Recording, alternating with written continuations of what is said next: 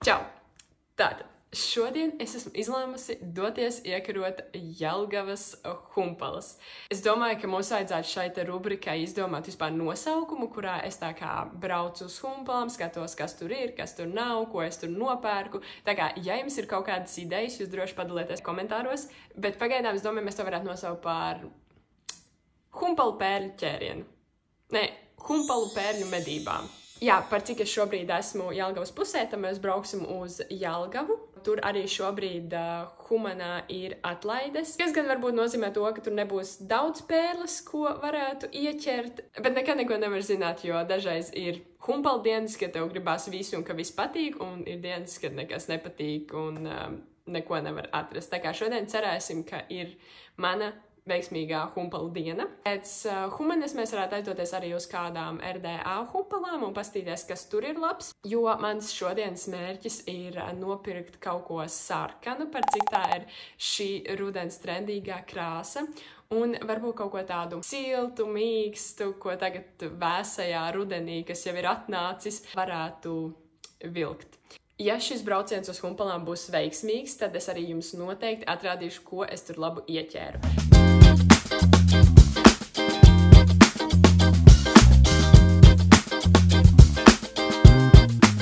Bet tagad, es domāju, mēs varētu doties un skatīties, kādas pērles ir atrodamas Jelgavas humpalās.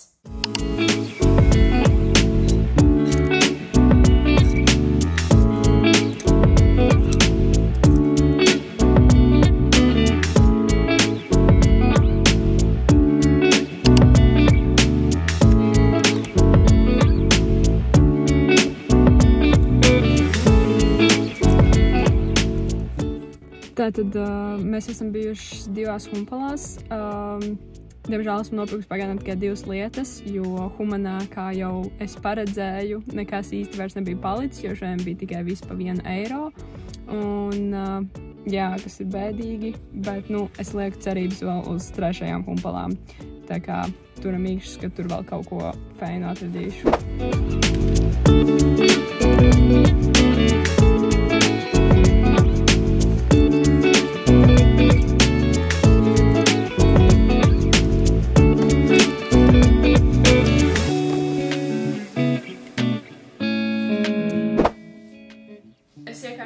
Ērtāk, lai es jums varētu visu jauki atrādīt un pastāstīt. Sākšu es ar lietiņām, kuras es nopirku pāris dienas atpakaļ Rīgas Humanā uz Krišjāņa Barona ielas. Tātad, pirmā lieta, kuru es iegādājos Rīgas Humanā, ir šāds te džemperīts ar paaugstinātu apaklīti. Viņš ir tāds tumši pelēks. Man ļoti gribējās arī pelēku džemperīti uz šo rudeni. Vienīgā problēma ir tāda, ka viņš ir nedaudz kodīgs, jo es viņu neuzmērīju pirms es pirku, jo man nebija laika, stulbs lēmums. Bet tāpatās man ir doma, ka es zem šī te džempera vilkšu apakšā kreklu. Tā kā tā noteikti nebūs problēma. Un es jau viņu esmu vilkusi ar kreklu apakšā, un tā kā tiešām nebija vispār nekāda problēma un baigi nekoda. Tā kā jā. Šis ir mans pirmais pirkums. Otra lieta, ko es iegādājos, ir šāda te oversized strīpaina žaketīte. Jāpārbaudas, mums nepārbaudīju. Jā, ir kabats, tikai jāatgriež vaļā. Priekšrudens ļoti forši. Man ļoti patīk žaketes rudenī un sevišķi oversized, jo tad var... Okay. Jā, jo tad var uztaisīt tādus lejerīšus, tā kā tur pavelk tur džemperīti ar kreklu apakšā un tad tā kā svārciņas un ļoti forši izskatās, tā kā šāda te žaketīte. Un te vēl viena lieta, kuru jūs jau redzējāt video sākumā, ir šī te burvīgā jaciņa. Man ļoti patīk zila krāsa un šī ir, es nezinu, tā saucamā Dusty Blue laikam. Es nezinu, kā mēs to latviski varētu iztulkot. Putekļaini, zilā, pelē, Dusty. Es nezinu, bet jā, šāda te ļoti silta, mīksta, šī gan nav kodīga, šī ir vienkārši perfekta jaciņa. Neko daudz es nevaru par viņu pateikt, ļoti patīkama. Un tas arī bija viss, ko es nopirku Rīgas Humanā. Tagad parādīšu, ko es nopirku Jelgavas Humpalās. Es gan precīzi jums nevarēšu pateikt, ko es pirku kurā veikalā, bet visas šīs drēbītes ir no RDA, tāpēc, ka, kā jau es teicu, Humanā bija atlaides, un tur jau visas labās pērles bija izķertas. Tā atradu labumus tikai RDA Humpalās. Pirmā lietiņa, ko es nopirku, ir šādi te ādas imitācijas svārciņi. Salīdzinoši īsi, bet es domāju, vilkt apakšā vienkārši šortiņus, un tad jau būs uz ūsiņu, tā teikt. Es meklēju vispār šajā reizē, kad es braucu uz Humpalām, pelēkus svārkus, taču es neatradu tieši tādus, kādus es vēlējos, bet es atradu šādus, kas ir tādi pelēcīgi brūni. Man īsti nepatīk tā augša, bet tā man doma, kā es viņus gribu vilkt, ir vienkārši garš kraklis, gara blūza, un ka man redz tikai apakšā jau maliņu. Es domāju, kaut kā izdomāšu, kā viņus sakombinēt, lai smuki izskatās. Tad es ļoti ilgu laiku arī meklēju melnu jaku, jo bieži ir tā, ka tu kaut ko uzvelc, un tad šķiet tā bišķiņ pa pliku, piemēram, viņš tādu te krekliņu uzvelk, un tad šķiet ļoti pa pliku, un tad gribās kaut ko uzmest virsū, un tad melns vienmēr ies visam klāt. Beidzot tiku arī es pie savas melnās adītās jakas, viņa diezgan salīdzinoši pagara. Ir arī kabatas, kas ir bonus. Jā, šāda te vienkārša jaciņa. Viņa bija arī salīdzinoši lēta, ko 2 eiro, laikam kaut kas tam līdzīgs. Un tad, kā jau es minēju, es gribēju kaut ko sarkanu. Īsti neko neatradu, vienīgā lieta, ko es atradu, bija kas man ļoti iepatikās, bija sarkani ādas imitācijas svārki. Es viņos iemīlējos, bet tagad es ieraudzīju, ka uz svārkiem nav mana izmēra zīmītes. Tad es biju ļoti vīlusies. Bet, nu, tāda ir tā iepirkšanās Humpalās, ka ļoti bieži tev iepatiksies lietas, kas nav tavos izmēros. Un, diemžēl, gandrīz viss Humpalās ir tikai vienā eksemplārā. Bet jā, viena lieta, ko es atradu kaut cik sarkanā krāsā, ir šāds te vīriešu krakls.